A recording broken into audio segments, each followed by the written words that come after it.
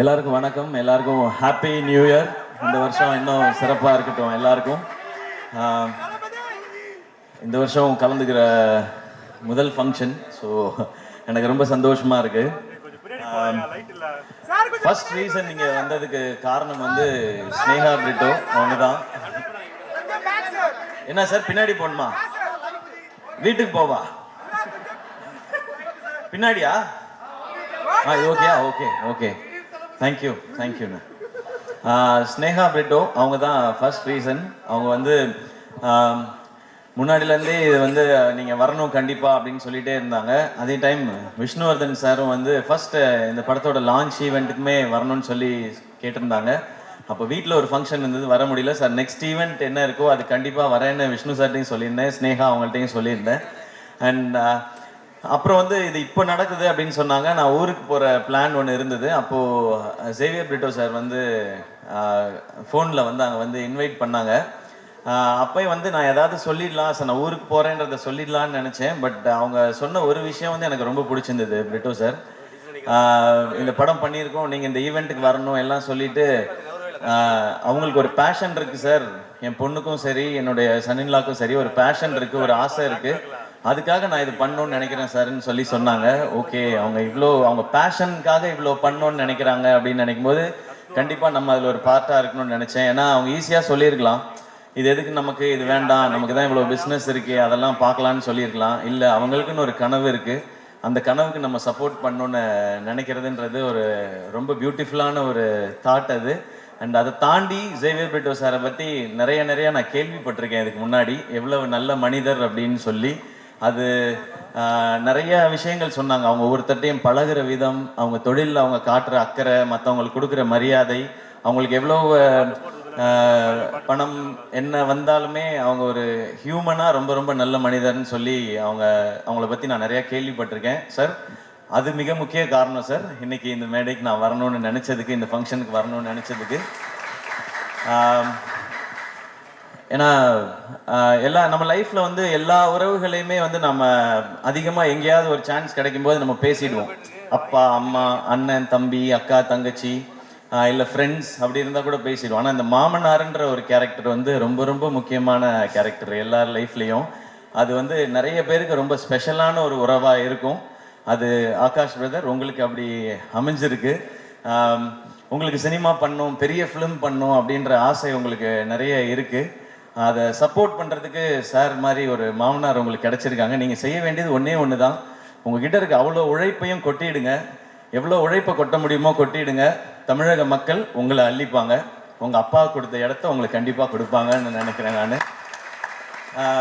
ஏன்னா first film வந்து ஒரு எக்ஸ்பெரிமெண்ட்டாக பண்ணலாம், இந்த அளவில் பண்ணலாம், இப்படி பண்ணலாம் அப்படி நினைக்காம லான்ச்சே இவ்வளோ பெருசாக இருக்கணும்னு நினச்சி இப்படி ஒரு ஃபென்டாஸ்டிக்கான டைரக்டரை தேடி பிடிச்சி இப்படி ஒரு படம் பண்ணணும்னு நினைக்கிறாங்க. ஸோ நீங்கள் அவங்களுக்கு திருப்பி கொடுக்க வேண்டியது ஒன்று தான், உங்களுடைய உழைப்பும் சக்ஸஸும் மட்டும்தான். அதை பார்த்தா அவங்க ரொம்ப ஹாப்பியாக இருப்பாங்கன்னு நினைக்கிறேன். அது இந்த படத்தில் நடக்கும்ன்ற நம்பிக்கையும் எனக்கு இருக்குது. இந்த ட்ரெய்லர் எனக்கு அன்றைக்கி வீட்டில் வரும்போது காமிச்சாங்க, இந்த சாங்ஸ்லாம் கேட்கும் பொழுது. ஏன்னா எனக்கு என் மாமனார் ரொம்ப ஸ்பெஷல்.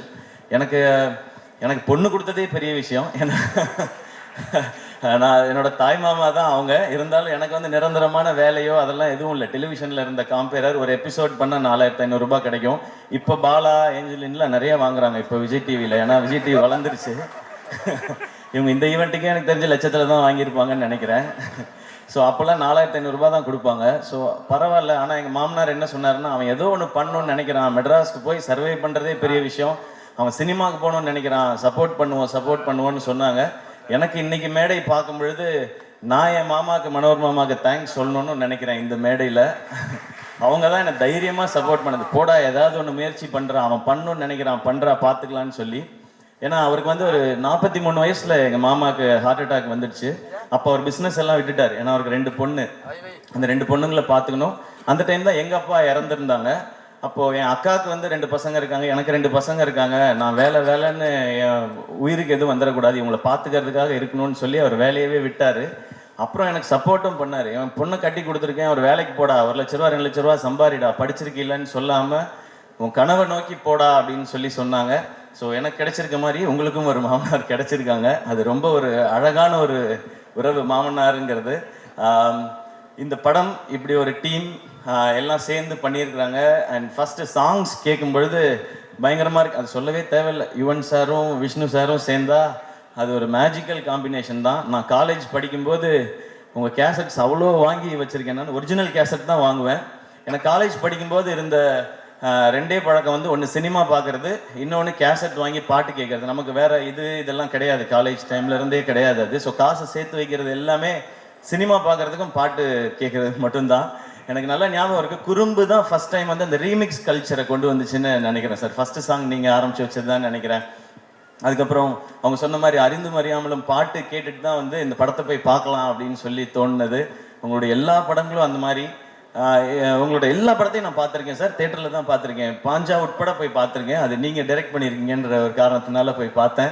ஒரு பயங்கரமான ஒரு ஃபிலிம் மேக்கர் விஷ்ணு சார். அவருடைய அந்த கலர் சென்ஸாக இருக்கட்டும், ஆர்டிஸ்ட்டை ப்ரெசென்ட் பண்ணுற விதமாக இருக்கட்டும், அந்த ஸ்டோரியை கொண்டு போகிறது, மியூசிக்காக இருக்கட்டும், அது ஒரு புது ஃபீல்டில் இருக்கும்.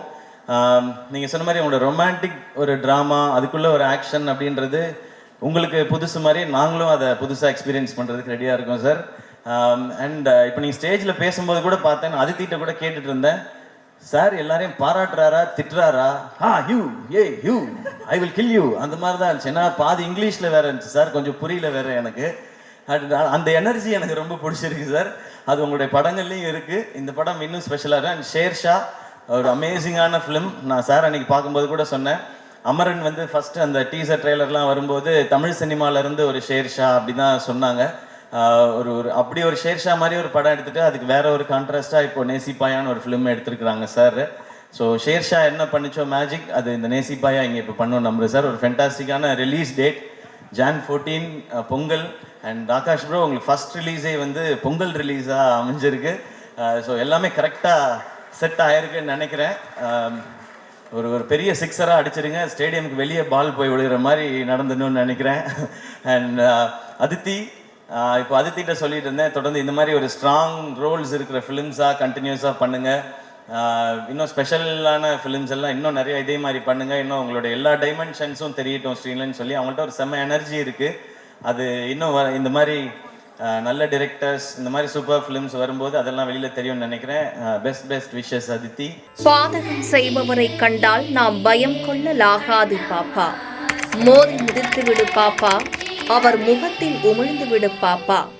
அண்மை செய்திகளை உடனுக்குடன் தெரிந்து கொள்ள இணைந்திருங்கள் எம் நாடு தொலைக்காட்சியுடன்.